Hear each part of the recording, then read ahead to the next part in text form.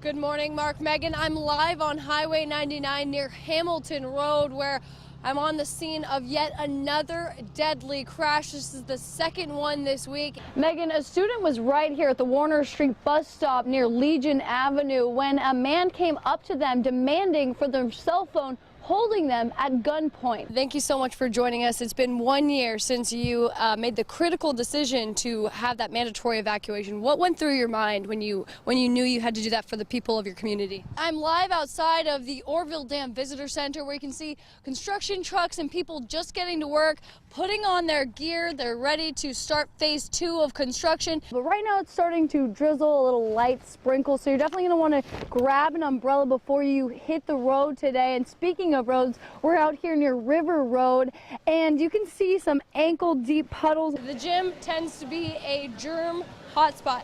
I'm here with Adam. He works out here quite a bit. I'm talking to him because we want to know how people are feeling at the gym with such an intense flu season. Megan, I spoke to the owner of Gecko Pest Control. He says he's been getting a ton of calls for rodents in homes and in neighborhoods, and he actually recommends to get rid of them the classic rat trap if used correctly. It's never fun to pull over on the side of the road, let's be honest, but I have a few tips to make it a little bit easier, like putting gloves on. For those ladies who have their nails done, it helps a lot. So to make this a little bit quicker, we just want to show you. Put your chains up like this. Make sure they're nice and snug. There's about a ½ inch on each side. Mark, I'm live at Westgate Hardwoods. What is left of it is what we're going to show you right now. The blaze has taken out 75% of the property. Sarah, maybe you can update us on what we have learned now about this suspect. We've been hearing from people on the street of the alleged shooter that he's known as a dangerous man, and they've called the cops on him several times before, and we're working to learn more about him ourselves and get some court documents, but we know that this is not his first run-in with the law, and this is something his neighbors almost saw coming, and they're just devastated that it wasn't prevented. You can still see debris from the truck the gunman used to run into this gate. He then got out on foot and opened fire into these classroom windows. You can still see glass shattered into a million pieces. Shooting left towards the kindergarten classrooms where the one was hit, the 6-year-old, and then where Johnny is. Debbie Sanders' grandson was inside the classroom when shots rang out at the Rancho Tehama Elementary School. It was really hard sleeping last night because it's like finally hitting me. Sanders says Johnny is okay, and she attributes that to the faculty on campus. So proud of the teachers and everybody there. This happened all before school even started, but faculty locked down campus immediately, even before being notified by law enforcement. How lucky that we all are, really, that this was so much more worse. Her son Jesse encountered the gunman, Kevin Neal, outside of the school. I said, hey, why don't you shoot this way instead, you know? He tried to distract the shooter, and then he started shooting at me, but was grazed by a bullet. He was protected by something. Neighbors who live across the street from the school are still in shock. It's terrible. I mean, it's going to stick in everybody's mind forever. But even after such a horrific experience, Sanders says little Johnny has one thing in mind. He was, because he wanted to go back to school. He loves school. It's his first year. He loves school. And while 4 people lost their lives in this mass shooting, the assistant sheriff says this could have been even more tragic if the school hadn't locked down so quickly.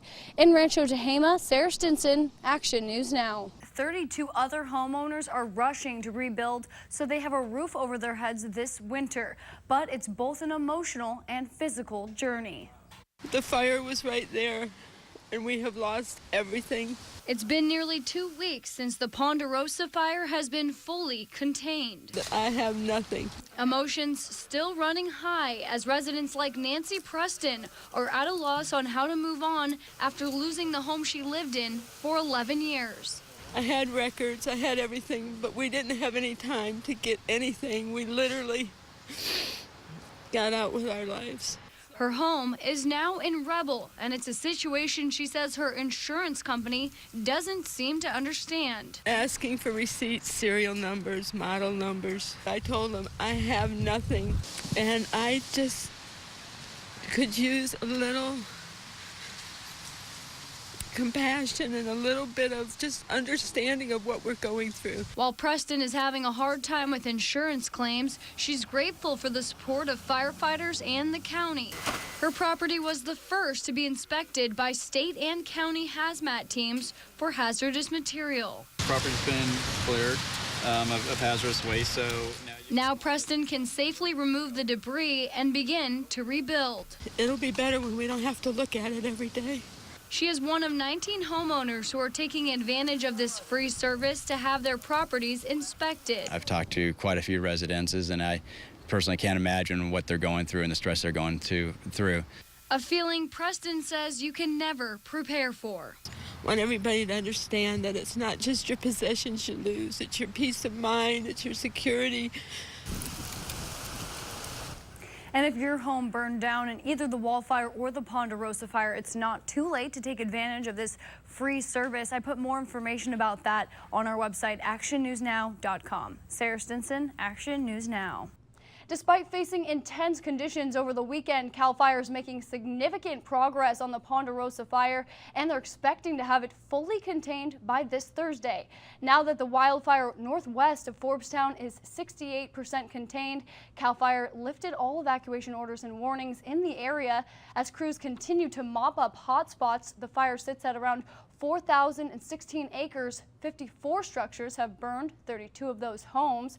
Right now, CAL FIRE crews are mopping up the area and are confident the fire will be 100% contained by this week. We had some pretty extreme conditions out here. We had hot temperatures, winds, low humidities, and despite all that, we've been able to continue to get containment lines in and get our containment percentages up. So we definitely tested our lines. They held. And while Lumpkin Road is now open to the public, CAL FIRE is asking residents to be cautious and drive slow as crews will still be working in the area. Now, the Health Administration building in Oroville opened with the Red Cross this morning to help those who have lost their homes in the Ponderosa fire. The center will be open today until 2 this afternoon. Coming up in our show today, we'll have a live look at the services being provided at the center in a live report. And we've been following the case of the Oroville man accused of setting the Ponderosa fire.